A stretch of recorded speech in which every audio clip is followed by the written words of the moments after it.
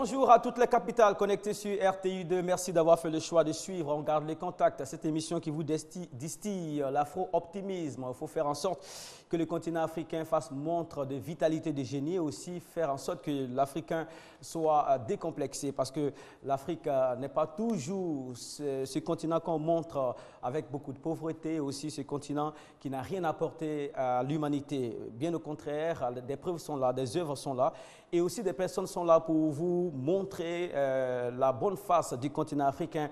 Et si les choses se passent comme on le souhaite ici sur ce plateau, si on utilise nos intelligences, nos capacités, aussi notre culture, on pourra être bien logé très prochainement. Hein. L'afro-optimisme prône une Afrique dynamique, développée dans moins de 10 ans. Voilà, certains parlent d'émergence, mais je pense qu'il ne s'agit pas d'un concept creux. Et pour outiller les téléspectateurs dans le bon sens, nous avons les chroniqueurs et invités qui nous font l'amitié d'être ici quotidiennement avec des documents, avec des preuves, avec leurs arguments. Monsieur Seydina Chérif Ahmed, bonjour Seydina. Bonjour Mohamed. Merci d'être avec nous. Vous êtes le président de l'Institut des civilisations noires et aussi auteur de La dictature culturelle, une œuvre qui défend la culture ivoirienne, une œuvre qui dit par exemple que si on s'appuie sur nos cultures, on pourra s'en sortir sans beaucoup de dégâts. On pourra certainement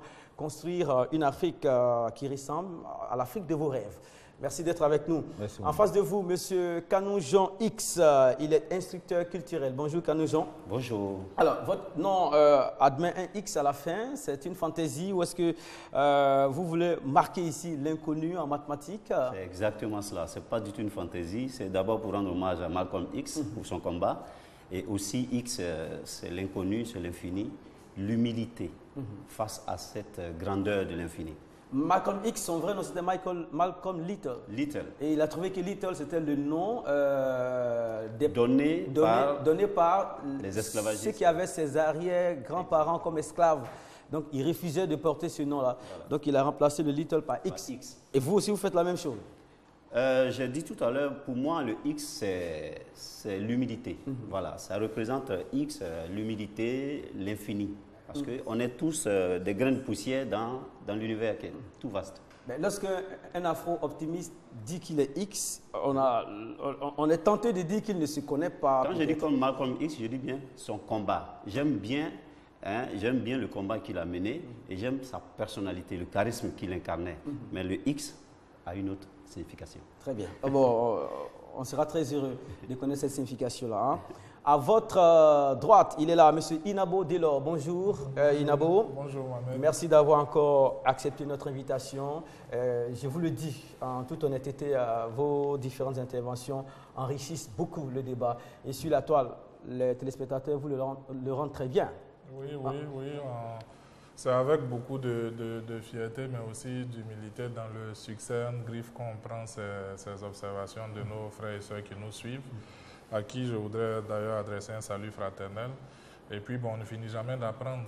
Voilà pourquoi à chaque fois on est là, on se rend disponible pour partager ce qu'on a appris. Voilà. Et comme le disait un écrivain, je suis qu'un pauvre idiot qui ne cesse d'apprendre. Voilà, donc j'apprends toujours, alors la perfection n'existe pas. Nous allons faire un rétropédalage. La semaine dernière, on a cherché à savoir comment s'affranchir du poids de la colonisation. Vous étiez autour de ce plateau-là et les téléspectateurs aussi ont réagi. Voici quelques clés. Décolonisons nos esprits en refusant d'appliquer, en refusant de faire un mimétisme. Le mimétisme, c'est la copie. Parce qu'en France, quand on sort du bac, on a 5 000, 6 000 personnes qui rentrent à la faculté, qui demandent à entrer à la faculté de droit et qui y entrent. Ici aussi, quand on a 2 000, 3 000 personnes qui demandent, on les laisse entrer. Alors qu'on est convaincu que 4 ans plus tard, ils ne pourront pas être absorbés par le système mis en place. Ce qui manque réellement aux Africains, c'est l'intelligence collective. C'est l'intelligence collective parce que chaque Africain a fait des écoles, des grandes écoles et chacun a obtenu son diplôme. Individuellement, les Africains sont au point. Mais collectivement, c'est là que nous voyons le problème. Et aujourd'hui, quand nous prenons certains pays comme la Chine et l'Inde, c'est parce qu'il y a eu un certain développement intellectuel collectif qu'ils ont réussi aujourd'hui à sortir de l'auberge. Parce que tous les cerveaux africains qui ont été formés dans l'école occidentale ou bien même à partir d'ici, généralement, ces gens-là arrivent à se mettre en valeur quand ils sont dans le système occidental en Occident. Mais quand ils sont ici, généralement, ils sont en déphasage avec les réalités. Or, qui développe qui? Qui crée le plan de développement? Et c'est qui doit se développer? Le développement se fait autour de qui? C'est l'homme qui fait le plan de développement. Le développement se fait autour de l'homme et c'est l'homme qui doit se développer. Or, l'homme est dans un environnement où il y a des besoins. Alors, quand on ne maîtrise pas les besoins de cet homme, on ne peut pas les satisfaire. Alors, si on ne peut pas satisfaire mes besoins, on ne peut pas m'amener au développement.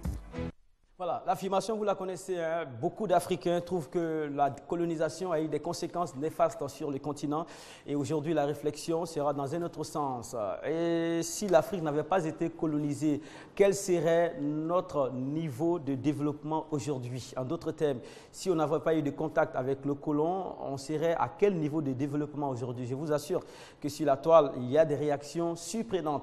Kanouzion, on va fermer la parenthèse la semaine dernière. Nous sommes dans le gros chapitre de la colonisation, l'Afrique et la colonisation. Vous n'étiez pas là.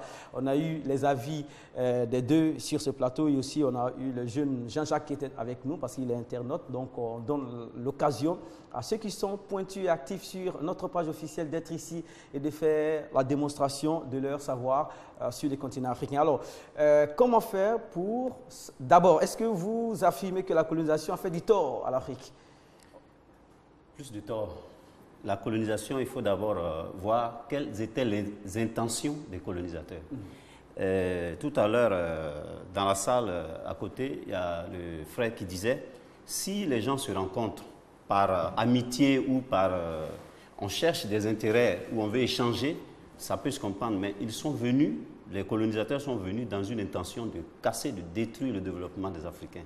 Et dans ce cas-là, on ne peut pas dire qu'ils sont venus en amis. Ils ne sont pas venus en amis. Mais ils n'ont rien laissé en partant? Oui, il y a toujours du positif dans le négatif. Toujours. Si Fatou le permet, j'ai M. Eladj. On n'a pas besoin... Eladj qui m'a sonné ce matin sur la toile, je crois qu'il est devant l'écran. Il dit, il s'appelle Eladj Ahmed. On serait toujours là à vivre de cueillette et de chasse.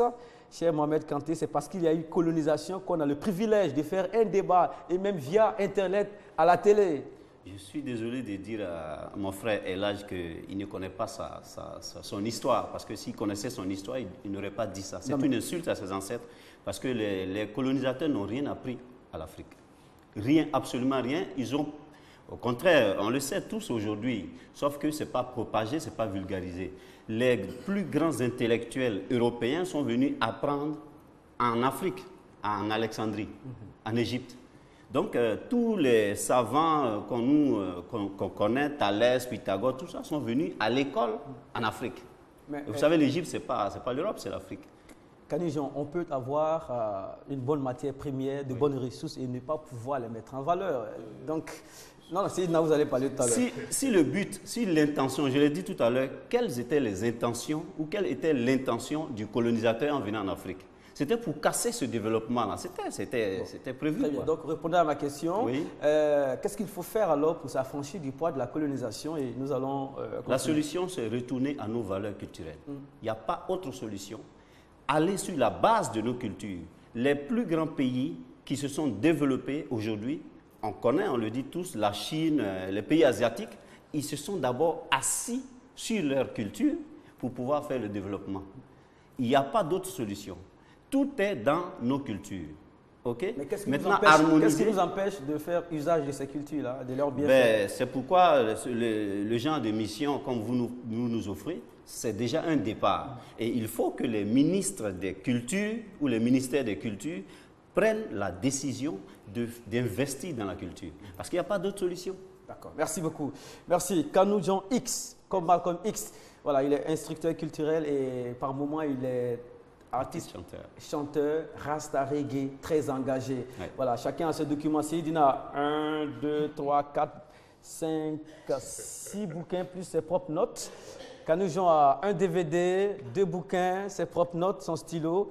Monsieur Inabo a ses notes et sa connexion Internet. Donc, on est dans, On aura l'occasion de savoir à quel niveau on serait si on n'avait pas été colonisé. Certains trouvent que la question est vraiment n'est pas forcément à l'avantage des afro-optimistes, hein, parce que c'est vrai, faire la fine bouche, mais aujourd'hui, s'asseoir dans une salle climatisée, utiliser Internet, des bouquins, être à la télé, les afro-pessimistes disent que vous aurez des fils à retordre aujourd'hui, vous aurez vraiment de l'activité aujourd'hui. C'est rapidement et on va savoir ce que les Abidjanais pensent de la question. Oui, je voulais rebondir un peu sur ce que le frère a dit.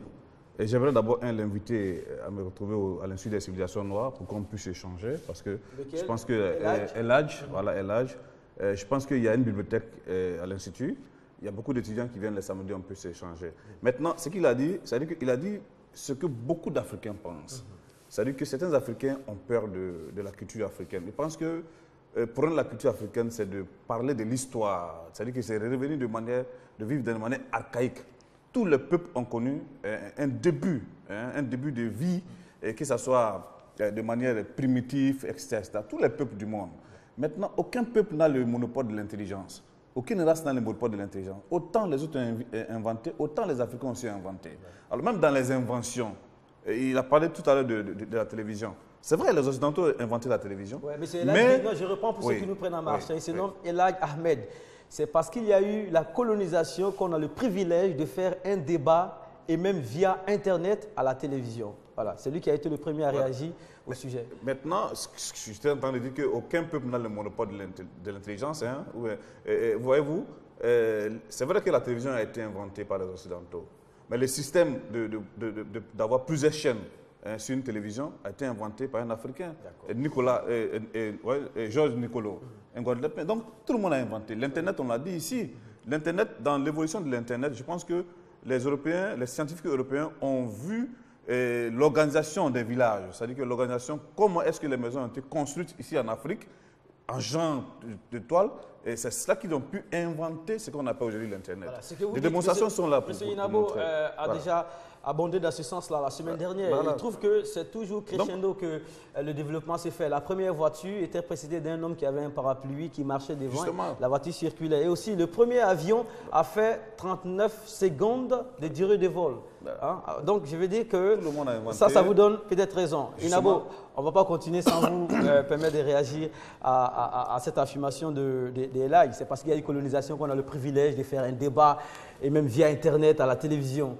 Oui, en fait, notre ami Eladj fait la même erreur que tous les Africains qui refusent d'avancer. Je vais m'expliquer. Ils font une méprise grave entre la colonisation et les inventions. C'est deux phénomènes différents. La colonisation, comme j'aime à le dire, c'est le grand mouvement venu, pour ce qui nous concerne, de l'Occident. Des gens sont venus mettre un haro sur notre mécanisme de fonctionnement, nous imposer une civilisation qu'ils disent être celle des êtres humains véritables et nous faire fonctionner sur un ensemble de systèmes qui leur est propre. Cela a mis un coup d'arrêt à notre propre manière de fonctionner et on a dû nous engager dans un mécanisme qui est le leur. C'est ça la colonisation. Quel est le rapport entre une telle histoire et l'invention de la télé ? Ou la mise sur place d'Internet, ou encore la découverte de choses. Parce que ce qu'il ne sait pas, ce monsieur, c'est que j'ai fait un post il y a quelques jours où je me suis prononcé sur le fait que je détiens une liste d'un minimum de 150 inventions faites par des Noirs. Il n'y a pas deux continents dans le monde d'où peuvent provenir les Noirs. Il n'y a qu'en Afrique, qui est le berceau des Noirs. Je ne veux même pas parler de l'humanité d'abord. Et ces gens-là, on en trouve de toute nationalité, mais leur racine, c'est l'Afrique. Ce que je veux dire, c'est que l'intelligence humaine n'est pas conditionnée par la couleur de la peau. Elle est conditionnée par l'environnement. Quand on est dans un environnement propice, on aboutit à des résultats concluants. Quand on est dans un environnement embrouillé, comme j'aime à le dire, on se comporte de façon brouillonne. Donc les différentes inventions qui sont là n'ont aucun rapport avec la colonisation. D'accord. Aucun. Voilà, et Seydina aussi est dans le même sens que vous, hein, à travers l'œuvre La dictature culturelle, à la page 39, il fait une liste des inventions africaine, la lampe électrique, l'antenne parabolique, la production sucrière améliorée, les guillages des trains, l'excavatrice des pommes de terre, alimentaire, capsules de bouteilles à jarre, bidons, panneaux de protection des lits, moteurs à combustion, moteurs à gaz. La liste est longue et ça s'étend sur près de... Même le bidon, le jerrycan, c'est lui où on met le carburant. L'ascenseur, les splits. Ouais. Même au niveau de la santé, hein, au niveau de la santé, il y a eu de grandes découvertes pour apporter des solutions rapides et définitives aux maladies vénériennes et autres. Donc, donc Monsieur Ahmed, si vous nous suivez, encore une autre réaction, hein, parce que là, dans le prolongement, il dit par exemple que si le colon ne venait pas, on serait toujours là à vivre de cueillettes et de chasses. Malgré la colonisation, on se développe très difficilement, souvent même à reculons. Imaginons alors qu'il n'y ait pas eu de colonisation. Il est dans un argumentaire vraiment clair. Hein. Là, c'est un peu contradictoire ce qu'il dit, parce que l'individu qui vivait de cueillettes et de chasses vivait. Ok, il vivait. C'est bien contenu dans sa phrase. Et quand on nous sort, malgré la colonisation, on vit encore difficilement. C'est un forcing en fait. L'individu vivait à un instant T. La colonisation est intervenue au milieu et à la fin, l'individu vit mal. Qu'est-ce qui s'est passé? C'est à ça qu'il faut répondre. Merci beaucoup. Oui, ce sera pour tout à l'heure. La question a été posée aux personnes qui n'ont pas accès au téléphone et aussi à Internet qui ne sont pas sur place. Il ne faut pas prendre la phrase dans le sens de pauvreté. Ces personnes-là ont été prises en ville. Voici leurs différentes réactions. Si on n'avait pas été colonisé, quel serait notre niveau de développement aujourd'hui? Réponse. La colonisation, c'est une bonne chose, certes. Mais aujourd'hui, c'est vrai, ça ne nous apporte pas grand chose. Parce que c'est vrai, on a été colonisé par les Occidentaux. Mais je me dis simplement que même sans la colonisation, on aurait dû même faire beaucoup de choses. L'Afrique n'avait pas besoin de la colonisation pour se développer. Parce qu'elle avait ses inventions, elle avait ses connaissances et elle avait sa démocratie, son style de développement à elle. Donc même si les Blancs n'étaient pas venus en Afrique, l'Afrique se serait développée à sa façon. Très bien. Même si les Blancs ne venaient pas, on se serait développé à notre façon. Il a parlé de démocratie africaine. Kanoujon Seydina va nous faire un ampoulage sur cela. Oui, on se bat pour faire asseoir la démocratie en Afrique, mais lui trouve qu'avec ou sans le colon, des choses comme ça existaient déjà. Oui, la démocratie même est un danger pour l'Afrique. J'aime bien dire... tout le monde ne sera pas d'accord avec vous. Je suis moi, je dis ce que je pense et je donne mes arguments. Mais bien avant, je veux dire, aucun peuple qui se respecte, aucun peuple ne peut se développer en copiant la culture et la spiritualité d'un autre peuple. En plus, on n'a pas que copier, c'est-à-dire on nous l'a imposé, la culture, la spiritualité européenne. On nous l'a imposé et on continue de nous l'imposer. Est-ce qu'on n'avait pas de libre arbitre? On n'était pas libre d'accepter ou pas? Si vous imaginez ce qui s'est réellement passé, c'est aujourd'hui que nous sommes libres. Et moi, ce qui m'intéresse, c'est les solutions. Qu'est-ce qui s'est passé? Ce qui s'est passé est déjà passé, c'est dépassé. Aujourd'hui, nous sommes libres. Je disais tout à l'heure, nous sommes libres de refuser ce qui ne va pas, parce qu'il y a des choses qui sont quand même à prendre. Là aussi, tout le monde ne sera pas d'accord avec vous. Nous sommes libres parce que nous ne sommes pas obligés, par exemple, je vais peut-être choquer certaines personnes, de porter, pour faire de la politique ou bien pour faire les affaires, le costume cravate. On n'a aucune obligation de cela. Parce que c'est beau, hein, c'est très joli, mais on n'est pas obligé de porter cela. Parce qu'on fait l'apologie de l'Occident. Et les langues, aujourd'hui on est en train de parler en français, mais en réalité, quand on n'est pas ici, nous avons obligation de parler nos langues maternelles à l'école, parce qu'on apprend beaucoup plus facilement en parlant nos langues maternelles. Okay? J'ai pris l'exemple tout à l'heure au Bénin. Le vendredi est consacré une journée tenue africaine. Et c'est très beau à voir. Et c'est très joli à voir. Moi, mon souhait, c'est que l'Assemblée nationale ici, qui vote les lois, décide que jeudi, vendredi ou lundi soit consacré au port des tenues africaines. Et vous allez voir, ça va nous enrichir énormément sur le plan d'abord de la dignité, sur le plan de la fierté et beaucoup plus sur le plan financier et économique. Donc voici moi ce que je pense. La colonisation a fait des dégâts, on n'en avait pas besoin parce qu'ils ne nous ont rien appris, okay, les Occidentaux. Au contraire, ils sont venus piller ce qui était beau ici, ils sont allés développer, transformer et puis ils sont venus nous revendre nous imposer cela. D'accord. Voilà. Akwaba, sur ce plateau, hein, vous avez été mis à contribution parce que pour vous mettre à jour déjà. Et tout à l'heure, on va imaginer une Afrique non colonisée. À quoi cette Afrique allait ressembler, hein? Est-ce qu'il y aurait de l'électricité? Est-ce qu'il y aurait la télévision, comme l'a suggéré tout à l'heure El Hadj Ahmed? Est-ce qu'on serait mieux qu'aujourd'hui? Voilà. La colonisation vue par des Occidentaux et aussi des Africains dans un élément que nous allons suivre maintenant, bien avant de passer de l'autre côté. J'ai vécu la colonisation, j'ai vu mes parents vivre la colonisation. Je n'ai pas du tout le sentiment que l'on puisse dire qu'il y avait des choses positives. Il y avait des gens bien dans le système colonial. En effet, il y avait des gens qui étaient très bien à titre individuel, mais le système colonial en tant que système me semble avoir été de bout en bout une chose qui était mal ficelée, qui vivait sur une ambiguïté, et la réalité de la colonisation n'a jamais correspondu au discours que la colonisation tenait sur elle-même. Par exemple, la colonisation anglaise, ça n'est pas un jugement de valeur, est différente de la colonisation française, dans ce sens que la prétention à civiliser y est beaucoup moins grande. La volonté de faire décoloniser des Anglais n'existe pas du tout. On considère qu'ils sont différents et qu'ils resteront différents. Comme Jules Ferry, qui était évidemment un honnête homme et un grand civilisé, il pensait qu'en effet, l'Europe occidentale, laïque, dans son cas, indépendamment de toute référence religieuse, représentait la modernité. À la Chambre, il y a un grand débat. Ferry-Clémenceau dit, mais au nom de quoi prétendez-vous que telle ou telle civilisation est inférieure à la nôtre? Elle est supérieure par tel aspect, inférieure par tel autre. Il y a donc une escalade en quelque sorte mémorielle, et chaque peuple qui se juge victime du passé demande reconnaissance des crimes commis contre lui, et depuis ça a été les Maghrébins, et maintenant c'est les Africains, avec la traite, etc.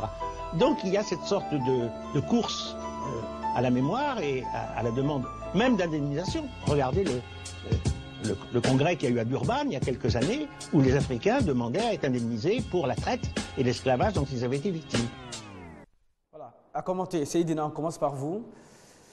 Bien, moi comme je l'ai toujours dit, après la destruction de l'Égypte, après l'esclavage arabe, je pense que les Africains se sont retrouvés, ils ont lancé de grands chantiers, le commerce international, la diplomatie et autres, l'agriculture, le transport, parce qu'il y a eu les constructions quand même navales, on a pu voir ça, on a pu constater que de l'Empire du Ghana, en passant par l'Empire du Mali jusqu'à l'Empire Soso, les Africains échangeaient déjà avec les Chinois, avec les Arabes, avec les Européens, c'est-à-dire que là on parle du commerce international. On a vu que depuis 1233, 1200 et quelques, il y avait des ambassadeurs européens, des ambassadeurs arabes qui étaient dans les pays africains. On parle de la diplomatie. Donc je pense que les grands chantiers en Afrique étaient déjà lancés. C'est ce qui même a permis que quand les premiers Occidentaux étaient arrivés, ce qui a permis, il y a eu des échanges commerciaux, des échanges diplomatiques, etc.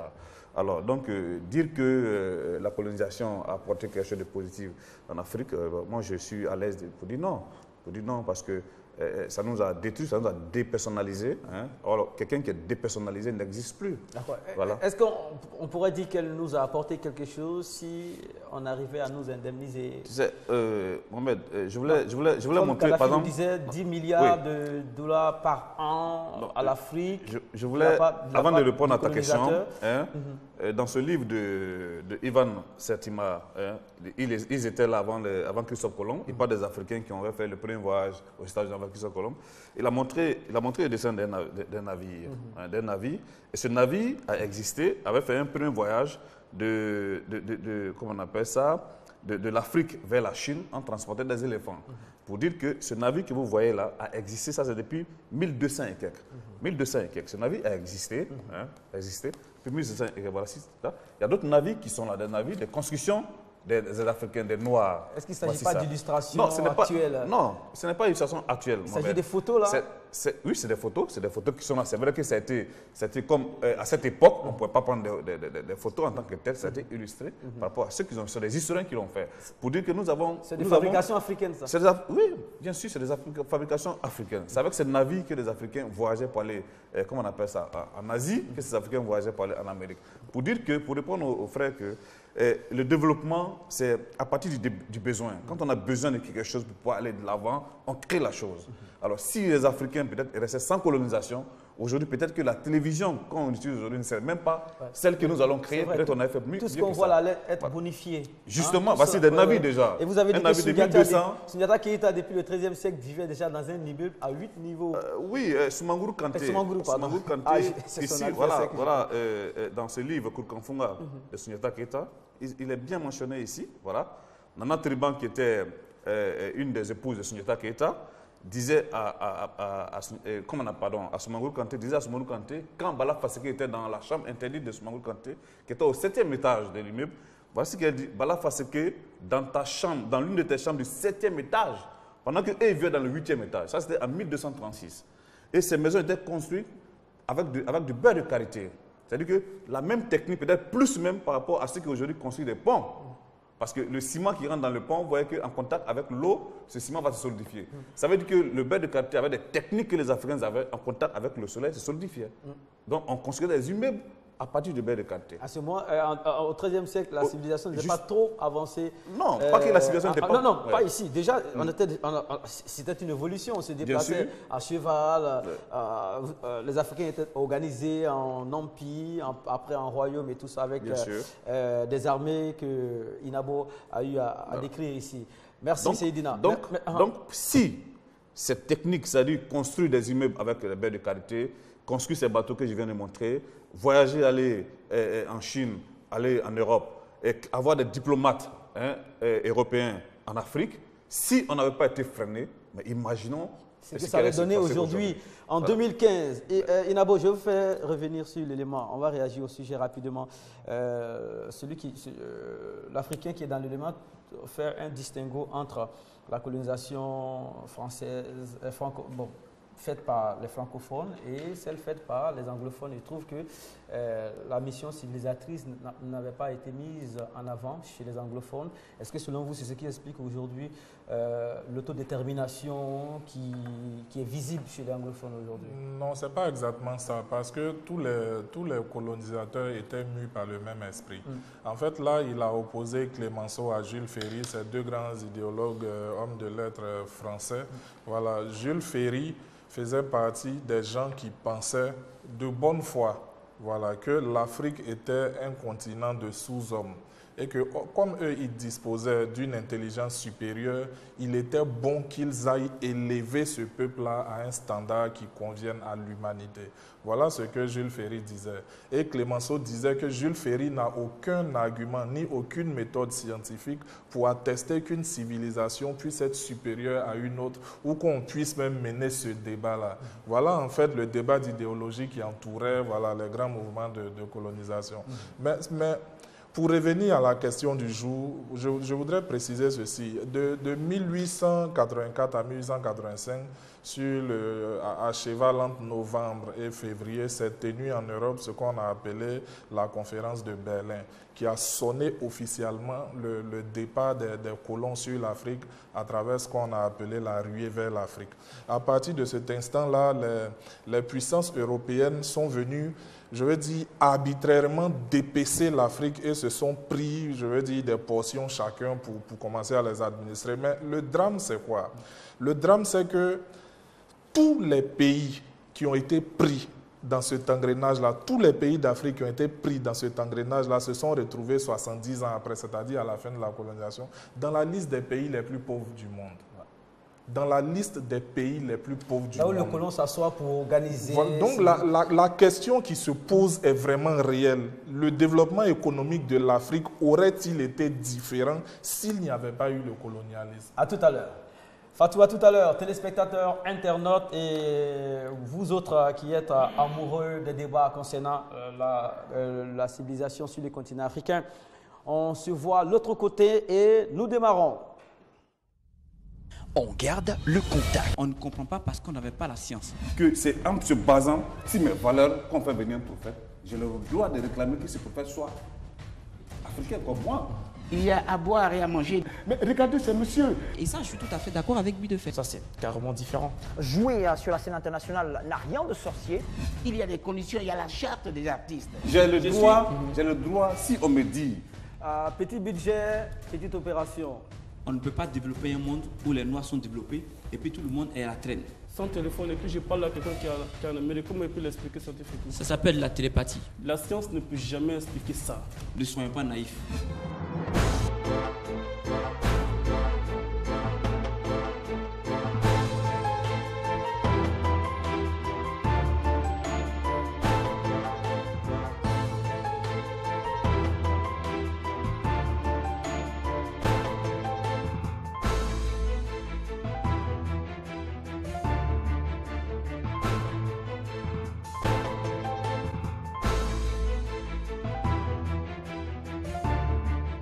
Bonjour.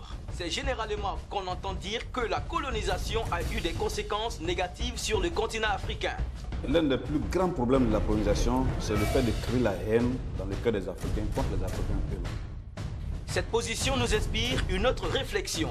À quel niveau de développement serait aujourd'hui le continent africain s'il n'avait pas été colonisé? Pour en parler, rendez-vous lundi, mardi et mercredi à partir de 13h30 sur RTI2. Votre émission, on garde le contact. Réagissez en direct. On garde le contact sur RTI2. Vous avez enfin la parole. 22 42 54 pour ceux qui sont en Côte d'Ivoire, plus 225 22 42 54 pour ceux qui sont à l'étranger, facebook.com/on garde les contacts. Pour ceux qui sont habiles avec un smartphone, un ordinateur ou une tablette. Ahmed est de retour et c'est avec lui qu'on va commencer. Il dit ceci: à vrai dire, le débat serait impossible aujourd'hui si on n'avait pas été colonisé parce qu'on n'allait avoir ni télé, ni internet et pas de téléphone. On serait occupé à chasser dans la brousse. Alors, Inabo. Oui, en fait, c'est ce que je disais tout à l'heure concernant notre ami El Hadj Ahmed. Moi, je disais qu'il fait partie des Africains qui refusent le combat et qui refusent de progresser. Parce que ce qu'il est en train de dire, il est en train de dire simplement qu'il y a des cerveaux qui sont plus aptes à la réflexion que d'autres.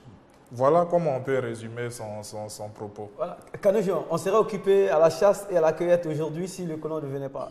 Bon, il y a liberté d'expression, heureusement, il s'ignore. Non, mais il est chaud, hein. Là, il est dans son salon, je pense. Oui, c'est comme ça. Quelqu'un a dit l'ennemi de l'Afrique, c'est l'Africain lui-même. Et donc, moi, j'ai beaucoup plus de compassion. Et on avance, quoi, parce que l'urgence, en ce moment, c'est comment utiliser les atouts que nous avons pour développer, parce qu'on ne va pas rester dans le passé, quoi. Voilà. Moi, est-ce qu'on peut dire ça à un peuple qui a très tôt dompté le feu, maîtrisé le fer? J'aime beaucoup ces genre de personnes, parce qu'en réalité, c'est des gens qu'on ne doit pas écarter. C'est des gens qu'on ne doit pas lancer des flèches. C'est des gens qu'on doit rapprocher de nous pour leur donner l'information, pour leur donner l'enseignement. Parce que ce que le frère Ahmed dit, c'est ce qu'il a appris. C'est ce qu'il dit, c'est ce qu'il a lu. Alors, il va falloir lui donner une autre version de la réalité ici en Afrique. Parce que l'Africain n'est pas un peuple de chasseurs. Il faut qu'ils comprennent ça. Nous ne sommes pas un peuple de chasseurs. C'est vrai qu'il y a des chasseurs parmi les Africains, mais nous ne sommes pas un peuple de chasseurs. Nous sommes un peuple d'invention. Nous sommes un peuple qui respecte les droits de l'homme. Nous sommes un peuple qui a habité dans la stabilité politique. C'est vrai qu'on a connu des guerres, ça c'est clair. Tout développement, tout peuple, tout être humain, hein, on le dit souvent ainsi que la bouche et la dent souvent font, et la langue et la dent souvent font par la même. On a connu des guerres, des moments d'instabilité, mais la stabilité politique en Afrique a existé parce que Sundiata a été le premier avec son peuple pour donner comme la première constitution au monde où le respect de la vie humaine, le respect de l'être humain a été bonifié dans cette charte. Tout à l'heure, on va développer, nous allons commencer à retrouver M. Franck Adou. Il est au 22 42 54. Bonjour Franck. Bonjour monsieur. Merci d'être avec nous Franck. Aujourd'hui, on est en train de faire un peu de fiction. Hein. On imagine une Afrique non colonisée. Qu'est-ce que ça allait donner aujourd'hui? Selon moi, je pense que si on n'était pas développé par les Européens, on serait une Afrique bien développée qu'actuellement. Ah d'accord, expliquez-nous alors, comment? Comment? Parce que d'abord on explique que l'écriture d'abord est née en Égypte. Voilà, c'est ici que tout a commencé. Et quand on nous dit aujourd'hui que ce sont les Occidentaux qui nous ont développés, et voilà pourquoi aujourd'hui on est civilisé, moi je pense que c'est faux. Parce que chaque personne a sa tradition. Les Blancs, ils nous ont imposé automatiquement eux leur tradition. Voilà, raison pour laquelle aujourd'hui nous sommes même mélangés ici en Afrique. Voilà pourquoi aujourd'hui on ne s'entend pas. Je prends l'exemple de la Côte d'Ivoire. Aujourd'hui, vous voyez que tout ce qui se passe ici en Côte d'Ivoire dépend des Blancs. Ce sont les Blancs même qui font beaucoup de choses sans consulter nous-mêmes notre avis. Donc, selon moi, je pense que si les Blancs nous n'avaient pas colonisé, on serait une Afrique bien développée. D'accord. Vous trouvez, par exemple, inquiétant qu'un Africain, un jeune Africain, prenne sa tablette, son ordinateur pour dévaloriser ainsi son continent? Vous trouvez que c'est inquiétant? Je vous entends demain, vous dites. D'accord. On vous a saisi, on a pris l'essentiel. Merci. 22 42 54. Bien de choses à ceux qui nous suivent depuis la commune de Koumassi. Fatou, on pourra descendre sur la toile. Un autre vient à la charge. Il se nomme Yannick Ba. Il salue tout le monde. Il dit ceci. Moi, je pense que l'Afrique serait développée à un niveau 3D même. Avant, on avait nos royautés, nos empires. Il y avait aussi des richissimes et intelligents hommes avant la colonisation. Voilà. Lui trouve que le développement aurait atteint un niveau supérieur à celui-là. Est-ce que vous confirmez cela, Enabo? Non, je ne vais pas absolument dans la même logique que lui parce que je n'aborde pas le problème de la même manière. En réalité, il ne faut pas réfléchir au développement par rapport à autrui. On n'est pas développé ou sous-développé par rapport à une autre personne. On est développé ou sous-développé par rapport à soi-même. Je prends un exemple. Si aujourd'hui, nous sommes dans une société, par exemple, où il n'y a pas d'électricité, alors qu'on a beaucoup de besoins à couvrir par le biais du moyen de l'électricité, en ce moment-là, on dira qu'on est sous-développé. Et si l'électricité vient, on dira que nous sommes passés à une phase supérieure de développement. Même si elle vient ici 100 ans, disons, après qu'elle ne soit apparue dans une autre nation. Est-ce que vous comprenez la nuance qu'il faut faire? On ne calcule pas le développement par rapport à autrui, mais par rapport à ses propres challenges et besoins. Ça, c'est d'un. Maintenant, de deux, le développement et la colonisation, c'est différent. Je voudrais insister dessus parce que j'ai l'impression que tout le monde se focalise sur cette compréhension-là. Le colon n'est pas venu pour apporter le développement. Il est venu pour prendre vos richesses et les emmener chez lui. C'est ça qu'on appelle la colonisation. Maintenant, si vous voulez dire que c'est des Occidentaux qui ont apporté la télévision ou autre chose, c'est un débat différent. Voilà, c'est un débat différent. Et à ce jeu-là, ils ne sont pas les mieux lotis. Les personnes d'origine africaine ont plus inventé sous tous les cieux, dans n'importe quel domaine que ce soit, que les personnes d'origine occidentale ou autre. Voilà, il faut qu'on soit clair. C'était la mise au point. Là, on est d'accord. Maintenant, voilà, maintenant moi, je veux même rentrer dans le vif du sujet. Le constat est le suivant. Le constat est qu'on avait, à la fin du 19e siècle, dans les années 1880, par là où la colonisation même a commencé, on avait affaire à une Afrique stable. C'est vrai, lourdement stigmatisé par la traite négrière, mais stable. On avait des royaumes où on n'entendait pas parler de coups d'État, de guerre intra-ethnique, etc. Il y a plein de tableaux qui existent aujourd'hui qui n'existaient pas à cette époque. La colonisation est arrivée. Et quand le colon s'est retiré, il nous a légué des États qui présentent un visage différent et mal en point des royaumes qu'ils ont trouvés. Il faut poser d'abord ce constat. On a affaire à une Afrique malade au sortir de la colonisation alors qu'elle se portait bien. Donc le constat est tout net. Sans vouloir rentrer dans des considérations spéciales, l'Afrique se porte mal au sortir de la colonisation. Maintenant, est-ce qu'elle se serait mieux portée que là où elle était? C'est un autre débat. Mais il est clair qu'elle se porte mal au sortir de la colonisation. Voilà, mais le débat concernant est-ce qu'elle se serait mieux portée? Maintenant, est-ce qu'elle se serait mieux portée? Il faut entrer maintenant dans une discussion en termes de projection. Parce que ce serait de la fiction que d'affirmer que sans colonisation, on serait en mode 3D. Parce que la colonisation n'est pas le seul handicap. N'importe quel autre handicap aurait pu survenir. On se comprend, non? Avec la colonisation, ça donnait un mauvais résultat. Sans la colonisation, a priori, si on était dans la même lancée, sans intervention des facteurs négatifs extérieurs, on serait aujourd'hui à un stade supérieur. Voilà, mais ce n'est que des prévisions en termes de projection. Ce que je voulais dire, je ne suis pas d'accord quand on dit que c'est une fiction. Ce n'est pas une fiction, parce que où on a été stoppé, quand on prend les dates où on a été stoppé, avec ce qu'on avait comme invention, avec ce qu'on avait comme, je veux dire, bien. Alors maintenant, quand on prend les années qu'on a passées dans l'esclavage et dans la colonisation, quand on les soustrait, Je pense que le développement c'est quoi? C'est un processus de qu'est-ce qu'on va dire là, de satisfaction des besoins. Parce que je peux avoir besoin de X aujourd'hui, mais demain j'ai besoin de Y. Donc je travaille pour satisfaire ces besoins-là. Mais si on a été stoppé pendant que les grands chantiers ont été déjà lancés, comme je viens de le dire, les grands chantiers de diplomatie, de commerce, d'industrialisation du continent, si on a été stoppé, moi je pense qu'on est très à l'aise aujourd'hui de dire, et ils sont des juristes, ils sont des techniciens, ils savent projeter les choses. Ils sont très à l'aise de dire, lui, Inabo est très à l'aise aujourd'hui, il devait être très à l'aise de dire, l'Afrique serait à tel niveau. D'accord. Sans. Je n'ai même pas discuté avec lui parce que. Non, parce que. Très bien, j'arrive. On aura ces chiffres-là tout de suite. Il pourrait facilement le dire. Josiane est à Cocody, elle souhaiterait réagir. Bonjour, Josiane, bonjour. Oui, allô, bonjour. Merci d'être avec nous, Josiane. Nous faisons un peu de fiction aujourd'hui. Quel tableau aurait présenté notre continent s'il n'avait pas été colonisé, Josiane? Bon, moi, je pense que s'il n'y avait pas eu la colonisation, nous serons sur le même point de développement que celui des Occidentaux. La même chose, hein? Qu'est-ce qui vous permet d'affirmer ça? Parce qu'on se rend compte qu'aujourd'hui, on ne peut rien faire, les Africains ne peuvent rien faire, même les Ivoiriens ne peuvent rien faire sans l'appui des Français ou sans l'appui des Occidentaux. Aujourd'hui, nos chefs d'État, ils prennent des décisions auprès des Occidentaux, et ce sont eux qui tirent les ficelles, comme on le dit. D'accord, ça c'est ce qui se dit. Maintenant, on ne peut rien faire. Ça, vous dites au niveau de la prise de décision et peut-être aussi au niveau des inventions aussi. Aujourd'hui, on est grand consommateur, donc on attend toujours qu'on nous invente la 4G pour l'utiliser. Oui, ça c'est vrai, parce que je prends l'exemple. On se dit qu'on est développé, mais nous, on est toujours en arrière.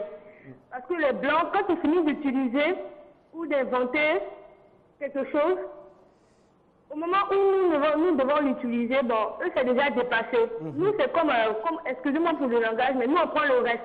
Le reste, ça c'est pessimiste. D'accord, merci Josiane. Seydina, non, vous avez... Non, pardon. Vous avez indexé tout de suite. Non, je voulais d'abord aller dans le même sens que la dame, comme elle est en ligne. Elle disait que si on n'avait pas connu la colonisation, on est au même niveau aujourd'hui. Mais je suis en train de lui dire qu'il y a un Américain qui s'appelle Stephen Hans, qui a dit dans le journal Le Monde, que, je cite, nous savons aujourd'hui que les Européens qui naviguaient le long de la côte occidentale de l'Afrique, à partir de la moitié du 15e siècle, découvrir un monde qui avait atteint économiquement un niveau de développement comparable au leur. Les Africains pratiquaient l'exploitation minière, l'industrie, l'agriculture et l'élevage. Ils entretenaient depuis des siècles des relations commerciales avec des pays lointains. Pour dire que au moment qu'ils rentraient en contact avec nous, on était déjà au même pied. On était déjà bien. Voilà, on était déjà au même niveau des choses. Voilà. On va vider dans le même sens que puisque les gens, la vérité chez les Noirs, la vérité doit sonner blanche. C'est-à-dire quand c'est des Blancs qui disent, qui affirment des choses, on écoute beaucoup plus que... Oui, quelqu'un l'a dit ici au téléphone la semaine dernière. Il faut toujours une intelligence blanche pour valider un travail de Noir. Il y a quelqu'un blanc du nom de Eric William, je préfère lire pour être clair. Et vous précisez que c'est un blanc. Oui, parce que les gens, voilà. Il est premier ministre, il était premier ministre et économiste trinidadien. A soutenu la thèse suivante: sans l'esclavage, l'Europe n'aurait pas aussi vite connu le développement. Son ouvrage, c'est Capitalisme et esclavage. Comment donc? C'est dans l'autre sens, on a vidé l'Afrique. En fait, sans l'esclavage, l'Europe n'aurait pas aussi vite connu le développement. Donc, l'essor du capitalisme mais justement, le capitalisme, l'Europe s'est construite sur le pillage, sur l'esclavage et la colonisation de l'Afrique. C'est ce que nous devons savoir. Dans ce sens, ça a desservi. Ça a desservi, bien évidemment. Mais ça a servi. Et ça a servi. Ce que je voulais dire sur cette question, c'est d'inviter tout le monde à davantage de vigilance. Ce débat-là n'est pas nouveau. Ce débat-là dure depuis 50 ans. Ce débat-là est né au lendemain des indépendances. Est-ce que la colonisation nous a rendus moins riches que ce qu'on devrait être si elle n'avait pas existé, cette colonisation? Ce débat n'est pas nouveau. Mais seulement, je vais prendre un exemple avec des chiffres. En 1975, le revenu par Ivoirien était supérieur de 30 fois au revenu d'un Sud-Coréen. Ces chiffres-là sont du professeur Pierre Kipré. dans le débat que j'ai suivi sur Canal+, et dont je vous parlais en préparation de l'émission. En 2003, le revenu par Sud-Coréen était supérieur de 10 fois à celui à un Ivoirien. En l'espace de 30 ans, nous avons rétropédalé de moins 40%. Moi, je veux vous dire que la colonisation n'a duré que 70 ans. Si je prends l'exemple de la Côte d'Ivoire, aujourd'hui, nous sommes presque à 60 ans d'indépendance supposée, j'insiste dessus, supposée, et on n'a rien ajouté de nouveau sur les infrastructures dites, comment dirais-je, coloniales, si ce n'est qu'un pont. Posons-nous les vraies questions. Ne tombons pas dans l'euphorie de l'Africain serait ceci.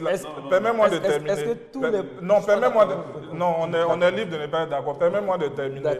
Moi, je dis, invitons-nous sur des faits concrets plutôt que de faire des projections fictives. On était à une étape où on se portait bien. Un événement est intervenu, nous sommes tombés malades et ça sent récent. Ça, c'est un fait. Maintenant, ça ne signifie pas objectivement que si la colonisation n'avait pas été, on est en droit automatiquement de facto de penser qu'on serait à un niveau, je veux dire, qui n'est pas celui qui est... Puisqu'on est sorti des indépendances il y a maintenant 60 ans, on a fait quoi? Réveillons-nous et sortons de l'optimisme béant pour tomber dans une espèce d'activité ou de réflexion concrète basée sur des faits précis. On oppose ça à quoi? Ce que je voulais dire aux frères, il faut qu'on évite de prendre l'exemple de l'Asie pour comparer avec l'Afrique. Pourquoi? Parce que en Corée, on parle quoi? En Corée, on parle coréen. En Côte d'Ivoire, on parle quoi? On parle le français. Ça veut dire que quand tu mets un Coréen là et tu mets un Ivoirien là, c'est deux personnes qui sont différentes. Le Coréen, il est coréen dans sa culture, dans sa manière de penser, dans son économie, dans tout. L'Ivoirien, il est quoi? L'Ivoirien n'est ni français, ni anglais, ni ivoirien. C'est-à-dire que ni ici. Parce qu'on est comme des Alpani. On n'a pas encore la culture française. Notre culture africaine qui est là, on ne l'a plus, on est dépossédé. Une personne qui est dépossédée de ses réalités, avec une autre personne qui a toutes ses facultés, toutes ses réalités, mais pourquoi vous pouvez juger ces deux personnes? Non, mais justement, c'est là que je ne suis pas d'accord. Maintenant, ce que je veux dire... C'est là que je ne suis pas d'accord. Attends, je vais terminer. Ce que je veux dire, je n'ai jamais prôné le paresse. J'ai toujours dit... La paresse. Pardon, la paresse. J'ai toujours dit aux Africains, mettons-nous au travail pour notre développement. Mais en même temps, celui que tu dis demande de se mettre au travail, un autre problème, qui est le problème aussi mental. Parce que mentalement, spirituellement, physiquement, on a été dépossédés. Mais c'est une réalité. Et arrêtons de prendre des exemples entre l'Afrique et l'Asie. On se trouve toujours Est-ce qu'on se comprend? excuses. Non, ce n'est pas des excuses, c'est une réalité. Non. C'est une réalité. Ça dure maintenant 60 ans, Mohamed. Excusez-moi. Je vais terminer par ceci. Je vais terminer par ceci. Quand on parle de l'indépendance, quels sont ceux qui ont pris le pouvoir quand on parle de l'indépendance? Est-ce que depuis les années 60 jusqu'au jour d'aujourd'hui, vous voyez la culture ivoirienne, la culture burkinabé ou malienne s'exprimer comme ça dans les instances de prise de décision? Non. Non, là, je suis on a continué avec de nouvelles personnes. C'est-à-dire que de nouvelles personnes, la politique coloniale qui existait. Oh, tu viens de reconnaître avec nous. C'est justement ça que tu as avec nous que la colonisation a détruit l'Afrique. Oui, maintenant je dis qu'on a eu 60 ans. Maintenant. Je dis, écoute-moi bien, cher frère. Je ne nie pas, et je suis heureux que tu le reconnaisses, je ne nie pas l'effet néfaste de la colonisation sur nous. Et à ce niveau-là, on est tout droit d'accord. Je dis qu'il faut sortir de la fiction qui tend à faire croire que si l'élément colonisation n'avait pas été, on aurait... C'est-à-dire, il ne faut pas que le lien automatique soit établi. J'en veux pour preuve 60 années qu'on a passé dans une... Mais il n'y avait pas de stabilité. Justement, mais ça vient d'où? On n'est pas... Parce que... Non, permettez-moi de terminer. Je ne veux pas qu'on ajoute de l'eau au moulin de ceux qui pensaient que les Noirs ne sont pas aussi stables que les Blancs. Les désastres là, et la colonisation n'a pas eu lieu seulement qu'en Afrique. Dans le monde entier, il y a seulement eu 5 pays. La colonisation est spéciale. Non, elle n'a rien de spécial. Elle n'a rien de spécial. On vient juste de l'esclavage. Elle n'a rien de... L'esclavage même n'est pas propre à l'Afrique, cher ami. L'esclavage n'est pas propre à l'Afrique, je suis désolé. Il y a eu l'esclavage en Europe. Permets-moi de lui dire ça. Il y a eu l'esclavage en Europe, il y a eu l'esclavage en Asie, il y a eu l'esclavage en Afrique et aux États-Unis. Tu peux nous dire que l'esclavage qui existait en Europe, avec l'esclavage qui existait en Asie, a eu les mêmes effets négatifs sur la Tout personne. esclavage a des effets négatifs. Le vrai débat, c'est comment on réagit. C'est comment on réagit à choses. C'est comment on réagit à choses. Au Congo, Brazzaville, Doucouré, là, après Brazzaville, vous allez intervenir, Khanouzian. Malheureusement, il est reparti. On ira sur la toile également, chers téléspectateurs, chers internautes. Ah, il est là, il est de retour. Doucouré, bonjour. Monsieur Doucouré.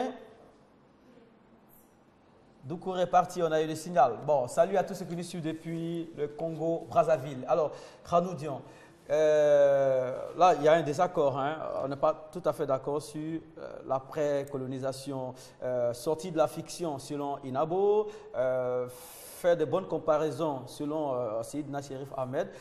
Vous, quelle est votre position dessus? Est-ce que c'est une excuse que d'avoir été colonisé, de connaître 60 ans après? C'est ce que déplore Inabo. 60 ans après, il n'y a pas d'avancée. En fait. Lorsqu'on regarde sur le continent africain, les cinquantenaires ont été fêtés, hein, le bilan est controversé. Alors, vous, votre position là-dessus, c'est quoi? Alors, nous avons fêté 50 ans de dépendance, parce que la colonisation n'est pas finie. Hein? La colonisation n'est pas terminée. Vous nous enfoncez encore. Oui, on maintenant est que les textes disent que... Tant et aussi longtemps. Ça va. Non, on n'est pas indépendant. Donc, j'ai même dans mon album une chanson, 50 ans de dépendance. Okay? On est toujours sous le joug colonial. On parle toujours français.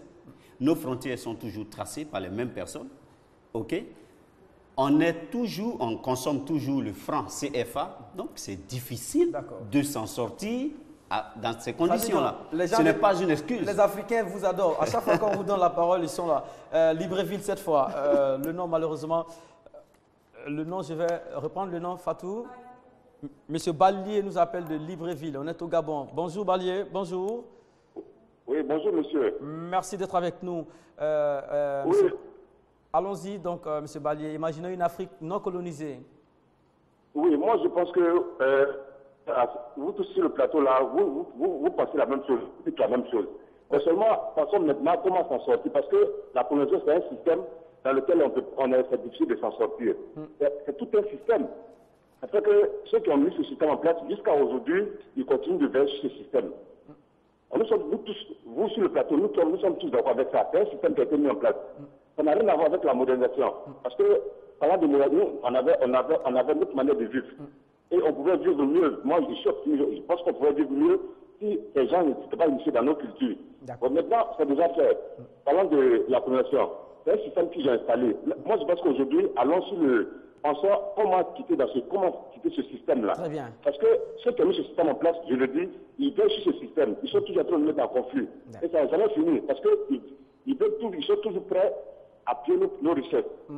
Ça part d'ici, ça va là-bas et ça nous revient cher. Et ils veulent toujours sur ça. Donc, pensons à comment s'en sortir. Voilà, comment s'en sortir. De nous discuter entre nous. C'était la semaine dernière. La semaine dernière, on en a parlé. Merci beaucoup. Bien des choses à ceux qui nous suivent depuis Libreville. Quand nous, on termine. Oui, je vais terminer. Rapidement, une minute. Parce que... je rappelle et je répète que nous ne sommes pas encore sortis de la colonisation. Parce qu'on est en train de changer comme si c'était fini. C'est l'inquiétude. Voilà, c'est la même chose, c'est le même bourreau, c'est le même colonisateur qui continue. Maintenant, quelles sont les solutions? Moi, je préfère parler rapidement de qu'est-ce qu'on peut faire pour sortir. J'ai dit au début que c'est sur la base de nos traditions, de nos cultures. Première chose, suppression immédiate et totale des frontières tracées par le colonisateur depuis 1980. Les grands chantiers, allons-y. Voilà, les grands chantiers. Et l'adoption d'une monnaie commune à toute l'Afrique. Et trois. L'adoption, la pratique et la promotion des sciences et technologies du futur et même actuel. Et puis je parle aussi du retour aux valeurs culturelles. Tant et aussi longtemps que nous n'allons pas nous asseoir, nous installer sur nos valeurs culturelles, parce que le coréen, il a dit, est coréen, l'arabe est arabe, c'est l'africain qui n'est ni africain, il n'est ni arabe ni coréen, il est... Voilà. Ça donne raison à l'analyse de Inabo qui trouve que donc, tous ceux qui soyons sont concernés nous-mêmes. Tous ceux qui ont été concernés et par puis il y a eu aussi, pour terminer, la colonisation culturelle. On n'en parle pas, spirituelle. Parce qu'ils sont venus aussi nous imposer des religions qui ne sont pas en harmonie avec nos ancêtres. Donc il faut chasser même la religion du colonisateur qui est venu faire des dégâts Oui. Ça, c'est radical. Moi, personnellement, je n'ai pas répondu sur le dernier moyen de son analyse. Par contre, ce que je veux dire, Mohamed, vous savez, dans un drame humain, il n'y a pas de drame supérieur à un autre. Tous les peuples qui vivent sur la terre ici ont connu un moment ont connu un drame, une catastrophe qui a été à son niveau ébranlante. Vous comprenez? C'est-à-dire que je préfère tenir pour point de départ ce tableau-là. Depuis le début que je suis invité ici, ma logique demeure dans la réaction. Comment on réagit? Quelqu'un a dit, si tu ne peux pas changer le système, change de système. Si tu ne peux pas changer le système, change de système. Je refuse de faire partie de ces Africains qui vont continuer éternellement à s'appuyer sur les méfaits de la colonisation pour justifier la médiocrité actuelle. Et ça, je le dis haut et fort. Si le franc CFA nous handicape et qu'on n'en a pas la force, on peut trouver le moyen de nous lever plus fort. En mettant sur place le NEPAD en Afrique ici, on ne parlait pas de mettre en commun notre monnaie. On parlait de mettre en commun nos intelligences et nos richesses pour nous faire consommer ce que nous-mêmes nous produisons ici. Je vais vous expliquer quelque chose, un petit discours économique très rapide. Quand tu n'as pas besoin d'appeler ton voisin pour faire face à un de tes besoins, tu es développé. Tu es développé. Qu'est-ce qui n'est pas produit en Afrique? Qu'est-ce qu'on n'a pas les moyens de transformer en Afrique? Rien de tout ça. Nous sommes assis accusant perpétuellement un système qui certes nous a endommagés, mais ne nous a pas tués. Donc il est temps qu'on se lève et qu'on arrête de penser que les choses allaient être automatiques. Nous sommes à l'œuvre maintenant. Démontrons que les choses auraient été automatiques si on le... Très bien, on jouera la prolongation. C'est ce que j'explique depuis, en fait. Je voulais dire aux frères que jusqu'à peu du contrôle, je n'ai jamais dit qu'automatiquement on allait se faire ceci. Non, je viens. Mais je suis dans la même logique que toi. J'ai toujours prôné le travail ici. Et dans même la constitution de Souniata Keïta, le travail a toujours été prôné. Les Africains doivent se mettre au travail. Et c'est seul le travail qui va nous garantir la sécurité. Seul le travail. Voilà. Fatou, permettez-nous, amenez-nous le pont de Internet. Monsieur Baba Charles Touré a lancé quelque chose de très intéressant. J'aimerais vraiment que cela soit su ici sur ce plateau. Baba Charles Touré, qui trouve que simplement que la colonisation ou pas, il faut que la mentalité africaine puisse changer, évoluer, pour qu'on puisse parler de développement, il faut que les mentalités changent. Et cela s'ajoute à l'analyse de M. Inabo. Merci à tous. On promet d'être là demain. Kanoujon X. D'accord. Demain, on va connaître le X. On va connaître le X. Kanoujon non, on met Kanoujon X. On va maintenir ça comme ça. Kanoujon, c'est serviteur de l'amour. Ah, super. Merci à M. Inabo Delo, merci beaucoup. Vous faites la promesse d'être là demain. Oui, tout à fait. Seydina Chérif Ahmed, merci beaucoup. Tant que l'Afrique est là, moi je suis là. D'accord, vous êtes auteur de l'Institut des civilisations. Il est très bien mis. Je vais bientôt troquer ma veste de colonisation comme ça. Vraiment. D'accord. Excellente journée, émission réalisée par Fatou Koulibaly.